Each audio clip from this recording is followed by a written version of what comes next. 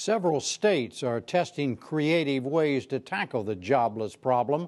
Rhode Island, for example, has partnered with businesses and also uses unemployment insurance to keep workers on the job.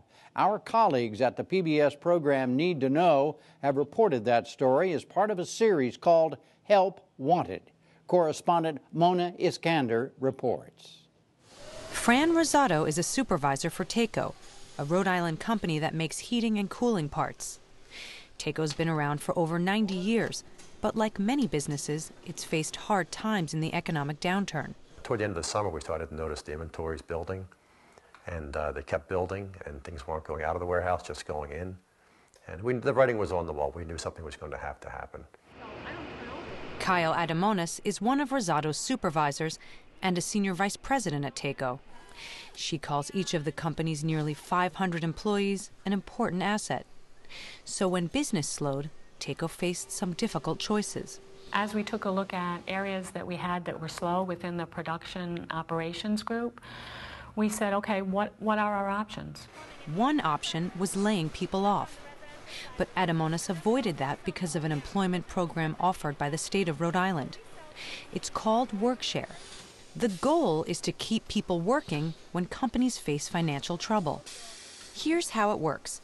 Let's say a company needs to cut costs. Instead of laying anyone off, the company temporarily cuts the work schedule from, say, 5 days to 4, a 20% reduction for everyone.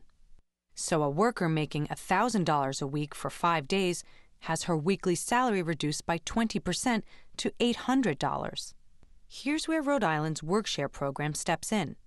It uses unemployment funds to reimburse the worker a portion of the lost wages, up to $120. So in this case, the worker ends up taking home $920. And more importantly, she gets to keep her job and benefits. You could just eliminate costs by laying people off. Why not take that route? In keeping people employed, you have a continuity, right? You have the ability to ramp up when you need to ramp up. You have people who have been on a job for a long time. They know exactly what they're doing. So to have to lay people off and then risk losing people, there's a cost to that. Need to Know airs on most PBS stations tonight, and our coverage of the jobless problem continues online. Paul Salmon explores the real scope of unemployment. This month, the Salmon scale puts the wider number of those out of work around 18%, or double the official rate.